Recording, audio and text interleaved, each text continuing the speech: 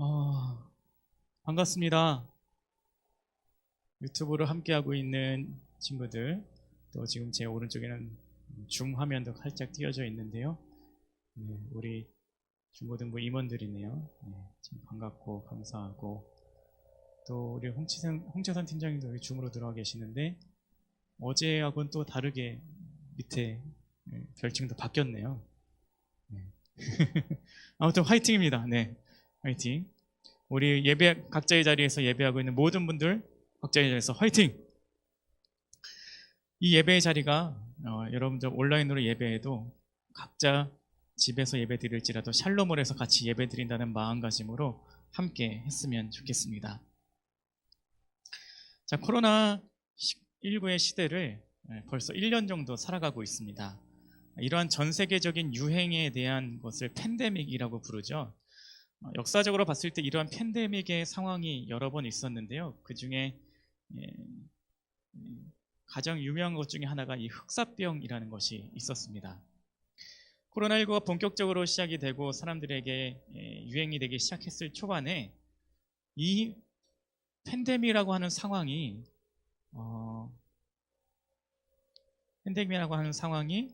우리한테 어떻게 영향을 주는지 이런 것들을 찾아봤습니다. 책을 통해서 어떠한 일들이 있었는지 한번 찾아봤습니다.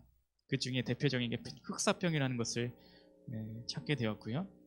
이때 사람들이 워낙 많이 죽었다라는 기록이 있더라고요. 근데 워낙 많이 사람이 죽어서 시체를 처리할 엄두조차 내지 못하는 상황이었다라는 기록이 남아 있더라고요. 사람들이 너무나도 많이 죽어서 시체를 처리할 수 없을 정도로 많았는데 이 시체를 처리한 사람이 누구였느냐라고 했을 때 기독교인들이 처리해 줬다라고 하는 기록이 나오더라고요. 기독교인들은 흑사병을 두려워하지 않고 죽어가는 사람들을 치료도 해주고 또 죽어있는 시체들을 치우는 일들에 앞장섰다라는 것이었습니다. 그래서 아이러니하게도 흑사병 이후에 신앙의 증진이 있었다라고 하는 기록이 있더라고요. 그래서 이 일들이 어떻게 가능한가 하고 분석한 글들을 보니까 솔선수범하는 기독교인들이 흑사병에 걸리는 사람보다 더 건강했다라는 것이었습니다. 이들이 더욱더 열심히 섬기고 하면서 청결을 유지하려고 노력을 했고 그것을 통하여서 오히려 더 건강함을 유지했다라고 하는 기록이 있더라고요. 그러니까 팬데믹이 이렇게 있었을 당시 그 중에 하나의 한 예였던 흑사병 당시에 기독교인들은 솔선수범하는 것을 통하여서 다른 사람들에게 모범이 되고 오히려 기독교가 더 많이 전파되는데 앞장서는 계기가 되는 것이 이 팬데믹이라고 하는 상황이었다라는 것입니다. 그런데 우리가 겪고 있는 지금 팬데믹의 현실들은 어떠합니까? 흑사병 당시의 팬데믹처럼 어려움의 상황을 겪고 있습니다. 그런데 결과나 사회의 사람들이 생각하는 것이 참 다름을 느끼게 됩니다. 왜 그럴까? 교회에서 집단 감염 사례가 여러 번 발생을 했고 그것 때문에 사람들이 기독교를 이기적인 집단이다라고 지적을 하는 것들을 보게 됩니다. 때로는 이기적인 집단으로 사회의 걱정거리가 됐다라는 느낌이 들 때도 있습니다. 그래서 교회에 이제는 소망이 없다라는 말도 나옵니다. 오히려 사회에서 교회를 걱정하는 눈빛으로 바라보는 시대를 살아가고 있습니다. 우리는 이러한 이미지를 극복해야만 합니다. 세상에 걱정이 되는 교회가 아니라 세상에 소망이 되는 교회가 되기를 바랍니다. 그래서 올 한 해 우리 베다니 교회의 주제도 그렇고 우리 교육부의 주제도 세상의 소망이 되는 교회라고 정해져 있습니다. 오늘 말씀도 이 세상의 소망이 되는 교회라고 하는 제목으로 오늘 한 해의 교회의 주제 또 교육부의 주제에 대해서 같이 은혜를 나누고자 합니다. 자, 기독교 역사적으로 봤을 때요, 초대교회에는 엄청난 박해가 있었습니다. 지금처럼 질병으로 인하여 많은 사람들이 시리에 빠졌던 때가 있었습니다. 그런데 그때 당시 믿음의 사람들, 하나님을 믿는 사람들은 그런 시리에만 빠져 있지 않았었습니다. 그래서 베드로전서에 보게 되면 이러한 믿음의 사람들에 대해서 다른 사람들이 질문했던 것을 말씀으로 적혀 있는 것이 있습니다. 자, 한번 같이 보실까요? 베드로전서 3장 15절입니다. 같이 한번 읽어볼게요. 여러분 입술로 같이 고백해야 됩니다. 하나님의 말씀이기 때문에 같이 한번 고백해야 됩니다. 같이 해보겠습니다. 시작. 너희 속에 있는 소망에 관한 이유를 묻는 자에게는 대답할 것을 항상 준비하되 온유와 두려움으로 하고. 아멘. 너희 속에 소망에 관한 이유를 묻는 자들에게 대답할 것을 준비하라고 하는데요, 항상 준비하래요. 이게 뭐냐면 하나님을 알지 못하는 사람들이 보니까 믿음의 사람들에게는 소망이 있는 것처럼 보였다라는 겁니다. 그래서 야, 너희들은 소망이 무엇이 있길래 이렇게 어려운 중에서도, 이렇게 박해를 받는 중에서도, 이렇게 혼란스러운 중에서도 너희는 소망을 가지고 신앙을 지키면서 살아가니? 라고 하는 질문들이 있었다라는 것을 대변해 주는 말씀입니다. 오늘 우리가 이러한 질문들을 받았으면 좋겠습니다. 팬데믹으로, 코로나19로 다 어렵다고 하는 시기지만 너는 도대체 어떠한 소망이 있니? 너는 어떻게 그렇게 소망이 가득하니? 너는 어떻게 그렇게 희망이 가득하니? 라고 하는 말을 듣는 사람들이 되었으면 좋겠습니다. 우리 중고등부가 그랬으면 좋겠고요. 우리 한국 교회들이 그랬으면 좋겠고요. 전 세계의 모든 교회들이 이러한 시기에서도 왜 교회는 이렇게 소망이 있습니까? 라고 하는 말들을 듣기를 바랍니다. 그렇다면 소망이라는 것이 무엇일까요? 소망이 무엇이기에 우리에게 필요한 것일까? 사전적인 의미를 보면 소망은 어떤 일을 또는 바라는 것이라고 쓰여 있더라고요. 제가 이 소망이라는 말을 묵상해 보는데요, 이런 깨달음이 생겼습니다. 소망은 과거를 이야기하지 않더라고요. 소망은 과거를 이야기하는 게 아니더라고요. 내가 과거를 회상해서 과거가 있기 때문에 소망이 있어요 라고 이야기하는 게 아닙니다. 소망은 과거를 바탕으로 이야기하는 게 아니라 소망은 미래를 바탕으로 이야기를 하더라고요. 소망은 미래에 있을 것을 기대한다라고 하는 의미가 담겨 있더라고요. 소망은 미래를 바탕으로 생기는 것입니다. 내일이 왔으면 좋겠고 내일이 기대되게 하는 것, 미래가 기대되게 하는 게 소망이더라고요. 미래가 빨리 왔으면 좋겠다라는 것이죠. 예를 들면 여러분들이 소풍 같은 거 갈 때, 여러분은 어떨지 모르겠지만 저는 초등학교 때만 해도 소풍 간다 그러면 되게 신나 있었거든요. 전날 막 설레어서 잠을 못 잤어요. 생일 전날에도 그러지 않아요? 생일 전날에 막 설레가지고 어떤 선물을 받을까, 어떻게 축하를 많이 받을까, 막 이런 것들에 대해서 막 설레지 않았습니까? 소망이라고 하는 것은 미래를 바탕으로 우리가 기대하게 하는 것, 그것이 소망이었습니다. 근데 소망이 어디서 오느냐? 소망은 하나님께서 주시는 선물입니다. 왜냐하면 소망의 출처는 하나님이기 때문이에요. 우리 시편 42편 5절 말씀인데요, 같이 한번 해보겠습니다. 말씀을 여러분들 계속 입으로 고백하셔야 돼요. 말씀을 같이 한번 읽겠습니다. 시작. 내 영혼아, 내가 어찌하여 낙심하며 내 속에서 불안해하는가? 너는 하나님께 소망을 두라. 그가 나타나 도우심으로 말미암아 내가 여전히 찬송하리로다. 아멘. 소망을 하나님께 두라고 이야기를 합니다. 소망은 하나님께로부터 오는 겁니다. 그 다음 말씀입니다. 시편 62편 5절 같이 해보겠습니다. 시작. 나의 영혼아, 잠잠히 하나님만 바라라. 물은 나의 소망이 그로부터 나오는도다. 누구로부터 나온다고요? 그로부터 나온다고 합니다. 소망의 출처는 하나님입니다. 세상에 많은 사람들이 하나님이 아니라 다른 곳에서부터 소망이 나온다고 생각합니다. 어떤 사람은 돈으로, 어떤 사람은 사람으로, 어떤 사람은 내가 행하는 일들을 통하여서 소망이 온다고 생각합니다. 근데 그것은 착각이죠. 왜냐하면 그것들은 움직이는 것이기 때문에 그렇습니다. 돈은 있다가도 없는 것이고요, 사람은 있다가도 관계가 틀어지는 것입니다. 내가 하는 일들은 성공할 때도 있지만 실패할 때도 있습니다. 이러한 것들에 소망을 두고 살아가면 항상 외부의 조건들에 휘둘리는 사람이 될 수밖에 없습니다.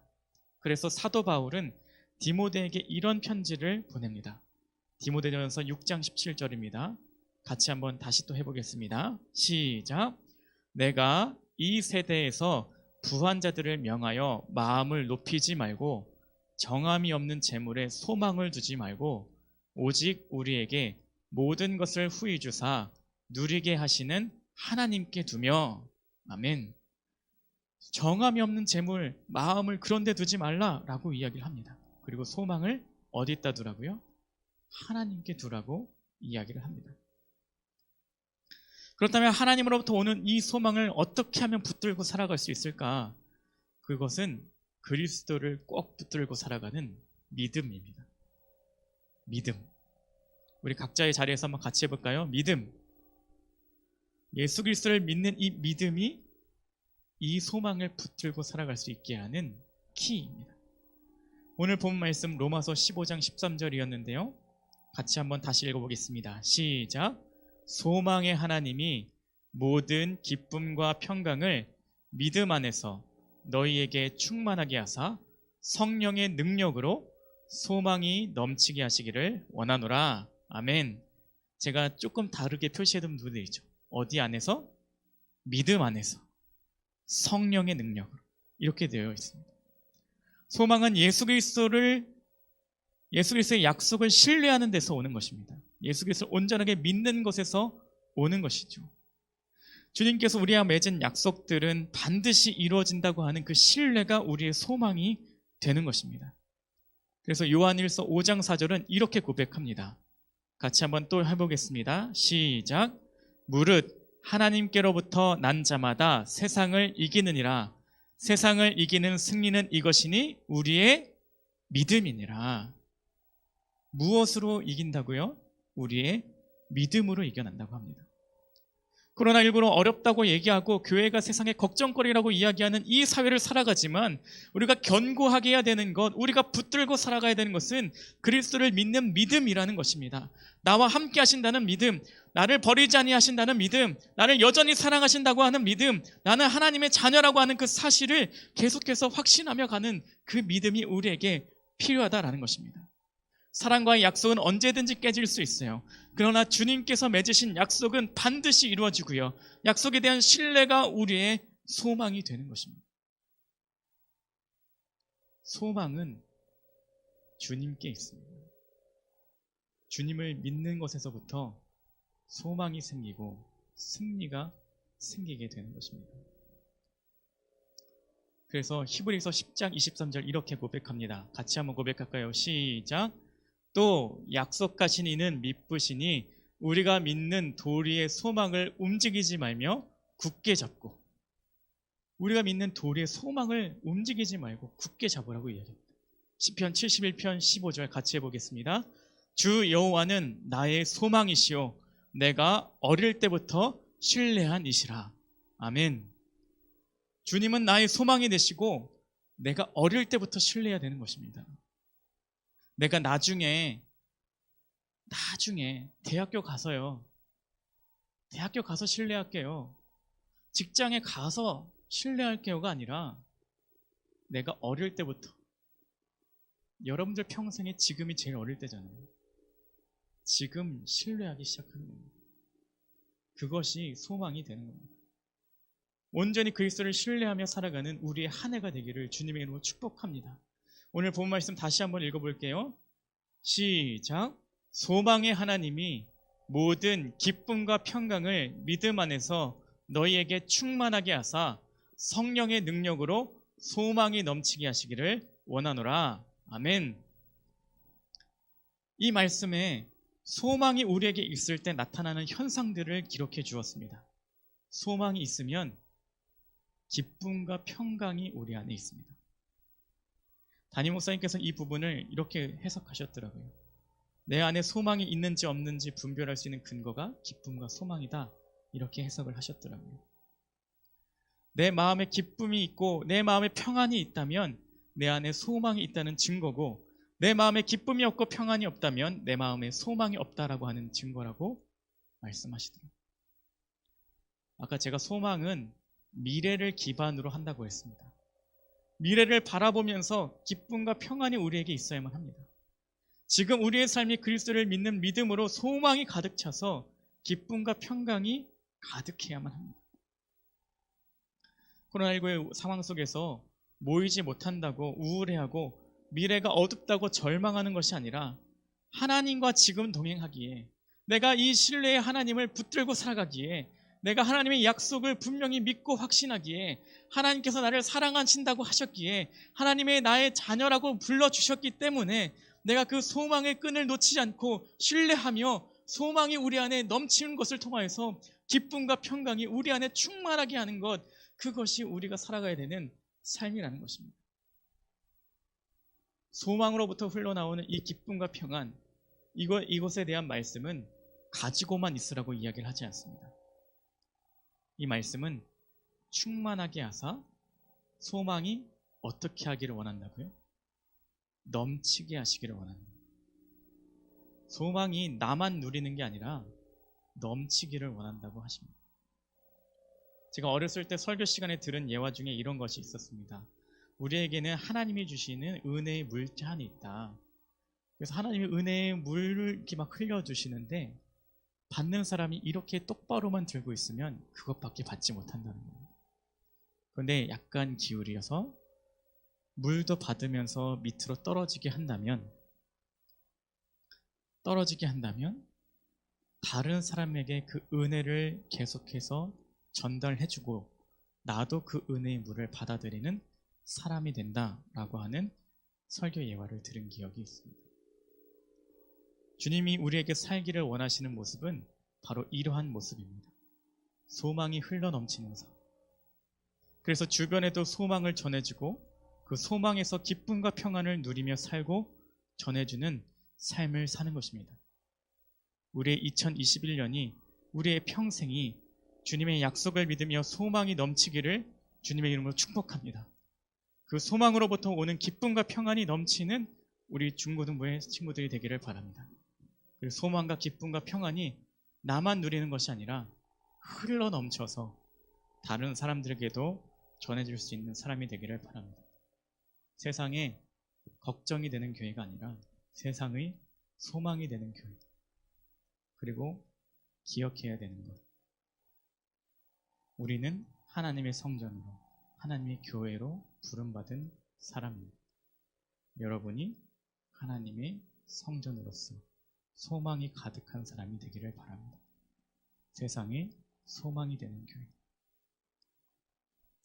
마지막으로 한 말씀만 더 같이 읽기를 원합니다. 같이 읽어보겠습니다. 히브리서 6장 19절입니다. 시작. 우리가 이 소망을 가지고 있는 것은 영혼의 닷 같아서. 닷은 배가 떠나가지 않도록 붙들어주는 도구입니다. 2021년 우리의 평생에 얼마나 많은 일들이 또 닥쳐올지 모르는 시기입니다. 그러나 우리가 가지고 살아야 되는 소망은 영혼의 닷 같아서 우리가 떠내려가지 않고 붙들고 살아갈 수 있도록 우리를 붙잡아 줄 것입니다. 우리 소망의 주님을 붙들고 살아가기를 바랍니다. 그리고 소망을 통해 주시는 기쁨과 평강이 채워지고 다른 사람들에게도 전해주는 믿음의 사람들이 되시기를 주님의 이름으로 축복합니다.